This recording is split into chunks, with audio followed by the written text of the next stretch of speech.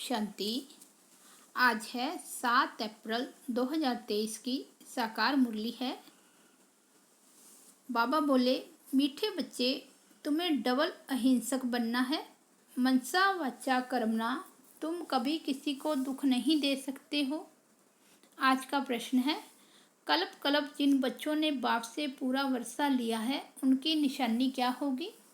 उत्तर, वह पतितों का संग छोड़ बाप से वर्षा लेने के लिए श्रीमत पर चलने लग पड़ेंगे। बाप का जो पहला फरमान है कि बच्चे गृहस्थवार में रहते पवित्र बनो, इस फरमान पर पूरा पूरा चलेंगे। कभी प्रश्न नहीं उठेगा कि आखिर भी दुनिया कैसे चलेगी। उनकी आपस में कभी क्रिमिनल असॉल्ट हो नहीं सकती। वे अपने को शिव बाबा के पोतरे, ब्रह्मा के बच्चे, भाई बहन समझकर चलते हैं। गीत वजह है, माता ओ माता तू है सबकी भाग्य विधाता।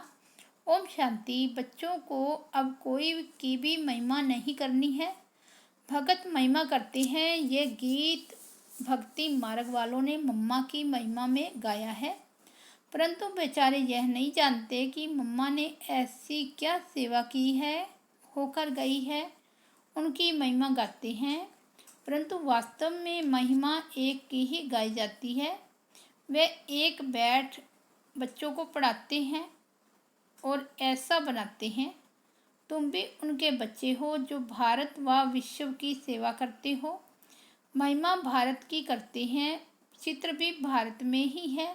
पूजा भी जगदम्बा की यहाँ होती है, बहुत होती है, बाहर में नहीं। कहाँ कहाँ शिव के चित्र हैं, परंतु वे समझते नहीं। वास्तव में महिमा है शिव की, जो शिव बाबा फिर जगदम्बा और जगत पिता की महिमा निकालते हैं। बाबा से ही सबको श्रीमत मिलती है। दिलवाड़ा मंदिर में सबके चित्र नहीं है। बच्चे तो ढेर हैं, तुम सब बच्चे राजयोग सीख रहे हो, चित्र तो थोड़ों के ही निकलेंगे। तुम जानते हो बाबा हमको स्वर्ग का मालिक बनाते हैं। शिव बाबा इनमें बैठा है। कल पहले भी ऐसे ही परमपिता परमात्मा ने हमको राजयोग सिखाया था। अब प्रैक्टिकल बुद्धि से लगता है। जब दूसरे सुनते हैं तो कोई कहते हैं बिल्कुल ठीक बात है, कोई कहते हम कैसे माने, एक जैसे सब नहीं है। जब कोई नए आते हैं तो प्रश्न पूछा जाता है, गॉड फादर का नाम कब सुना है, कब भगवान का नाम सुना है। ऐसा कोई मनुष्य नहीं होगा जो कहे कि हम गॉड फादर को याद नहीं करते हैं, क्योंकि अभी सब दुखी हैं, इसलिए परमात्मा को याद जरूर करते हैं। सतयुग में कोई ऐसा नहीं कहेंगे कि पतित पावन आओ, दुख में सिमरन सब करते हैं, सुख में सिमरन ना कोई। दुख में सिमरन कर किसका करते हैं, एक का। भल सिमरन करते हैं परंतु जानते नहीं, सिर्फ महिमा करते हैं। यहाँ तो है सारी धर्म की बात। गाया जाता है, रिलीजन इज माइट। कौन से रिलीजन में इतनी माइट है, सभी रिलीजन में इतनी माइट नहीं है। बाप आकर एक देवी देवता धर्म स्थापन करते हैं। बाबा को कहा जाता है ऑल माइटी, तो जो धर्म स्थापन करते हैं उनमें भी माइट है। तुम जानते हो हम देवता धर्म वाले बनते हैं तो हमारे में कितनी माइट आती है। हम बाप से राजाई लेते हैं, हम कोई हिंसा नहीं करते हैं। सतयुग में दोनों हिंसा नहीं होती, एक काम कटारी की हिंसा, दूसरी किस पर क्रोध करना, कुछ बुरा अक्षर कहना, यह भी वान चलाना है। इनको वायलेंस कहा जाता है। तुम किसको दुख नहीं दे सकते। बाबा कितना अच्छा सिखालाते हैं, सबको सुखी बनाओ। मुख्य बात काम कटारी चलाना, यह है सबसे बड़ी हिंसा। बंदूक आदि चलाना, मारना, यह भी हिंसा है। कोई भी प्रकार से किसको दुख देना हिंसा है। इसलिए बाप ने कहा है काम महाशत्रु है। गाया भी जाता है, अहिंसा परमो धर्म, देवी देवता धर्म, उनमें दोनों हिंसाएं नहीं हैं। कभी भी किसको मनसा वाचा कर्मणा दुख नहीं देते थे। बाप आकर स्वर्ग की स्थापना करते हैं। कल पहले की थी, अब फिर कर रहे हैं। किसको मारना, पीटना, क्रोध करना सबसे छुड़ा देते हैं। मुख्य बात है पवित्रता की, इसलिए राखी बंधन गाया हुआ है। बहनें बैठ भाइयों को राखी बांधती है कि काम कटारी नहीं चलाना, परंतु मनुष्य यह अर्थ नहीं समझते। तुम हो ब्रह्मा के बच्चे, शिव के पोतरे, तो तुम भाई बहन हो गए। आपस में कभी क्रिमिनल असॉल्ट नहीं कर सकते। यह है पवित्र बनने की युक्ति। भाई बहन कभी आपस में शादी नहीं करते हैं। तो बाप समझाते हैं, कल्प कल्प जिन्होंने वर्षा लिया है वही श्रीमत पर चलते हैं।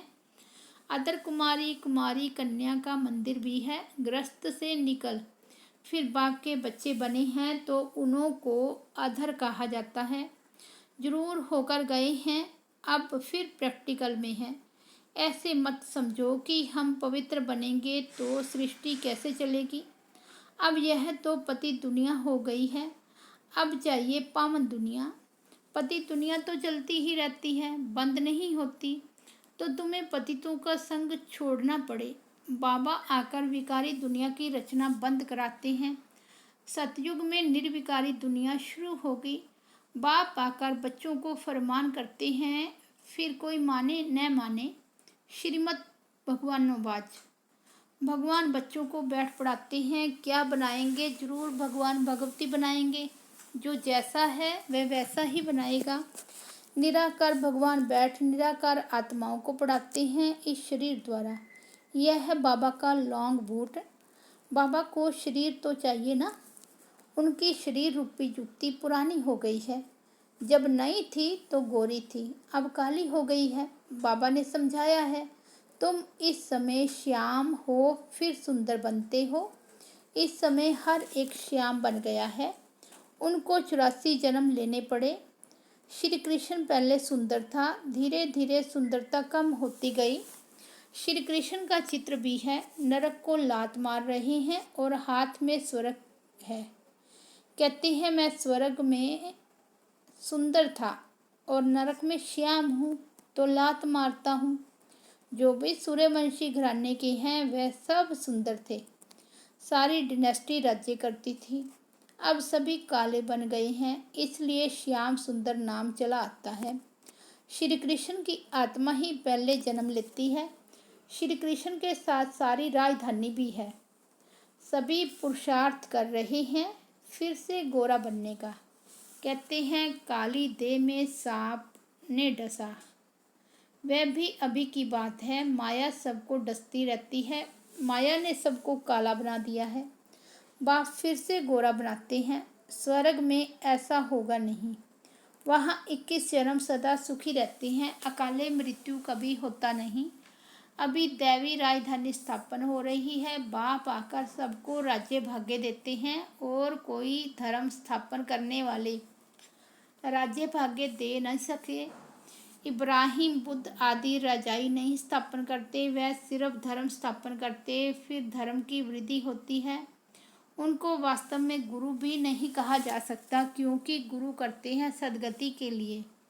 वह तो आते हैं धर्म स्थापन करने, ना कि सदगति करने। उनके पिछाड़ी उनके धर्म की आत्माएं नीचे उतरती है तो गुरु भी वास्तव में कोई को कह ना सके। सबकी सदगति करने वाला एक शिव बाबा है।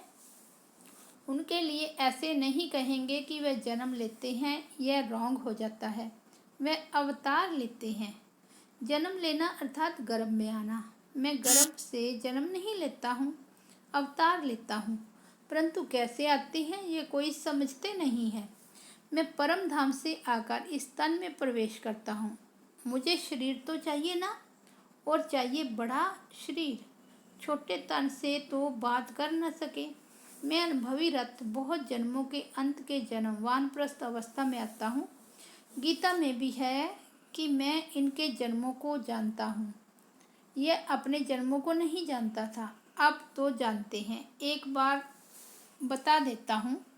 पहले यह देवता था, 84 जन्म लेते लेते अंतिम जन्म में है, तब मैंने इनमें प्रवेश किया है।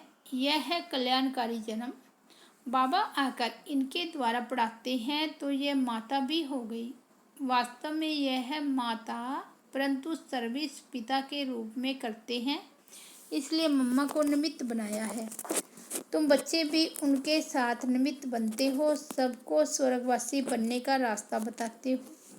मनुष्य मरते हैं तो कहते हैं स्वर्गवासी हुआ, वह पुरुषार्थ नहीं करते हैं।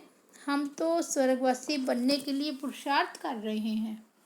सतयुग में लक्ष्मी नारायण थे, उनको स्वर्ग का मालिक बनाने वाला कौन जरूर नहीं थे तब बनाया, इसमें तकलीफ की कोई बात नहीं है। बाबा सिर्फ राय देते हैं कि गृहस्थवार में रहते इस अंतिम जन्म में पवित्र बनो। अब पुरानी दुनिया का विनाश होना है। सतयुग में रावण को जलाते नहीं। मनुष्य कहते हैं यह रस्म अनादि चली आती है, परंतु कब से चली जानते नहीं। द्वापर से रावण को जलाना शुरू किया। रावण का कोई ठिकाना नहीं है, शिव बाबा का ठिकाना है परम धाम। रावण का धाम कहाँ है? वह सभी में प्रवेश कर लेता है, कोई एक ठिकाना नहीं है। जब रावण राज्य पूरा होगा, सभी पावन बन जाएंगे, फिर रावण का नाम निशान भी नहीं होगा। राम और रावण दो चीज़ें हैं। राम स्वर्ग स्थापन करते, रावण दुखी बनाते। मैं कोई सर्वव्यापी नहीं हूँ, रावण सर्वव्यापी है, फिर मैं आकर इन भूतों को निकालता हूँ। यह भूत ही सभी को दुख देते हैं। इन भूतों पर विजय पहना कर स्वर्ग का मालिक बनाता हूँ। तुम बच्चे सभी स्वर्गवासी बनने लिए पुरुषार्थ कर रहे हो। वह लोग कहते हैं स्वर्गवासी हुआ तो फिर रोते क्यों हो? वहाँ तो वैभव ही वैभव है। मनुष्यों को स्वर्ग ही याद पड़ता है, परंतु पुनर्जन्म फिर भी नरक में ही लेते हैं।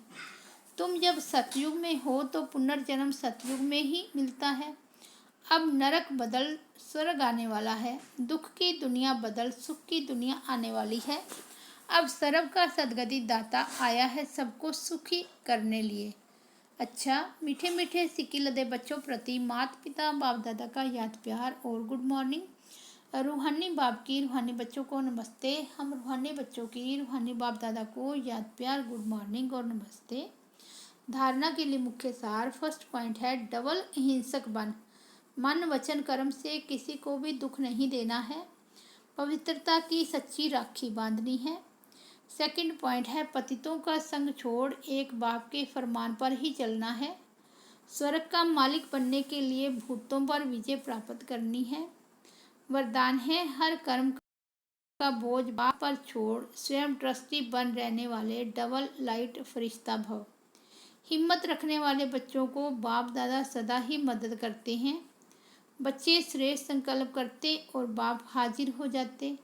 सिर्फ बाप के ऊपर सारा कार्य छोड़ दो तो बाप जाने कार्य जाने। खुद अपने ऊपर जवाबदारियों का बोझ नहीं उठाओ, ट्रस्टी बनकर रहो तो सदा हल्के डबल लाइट फरिश्ता बन उड़ते रहेंगे। दिल साफ है तो मुराद हासिल हो जाती है। स्लोगन है उमंग उत्साह के पंख साथ हो तो उड़ती कला में उड़ते रहेंगे। अच्छा, ओम शांति।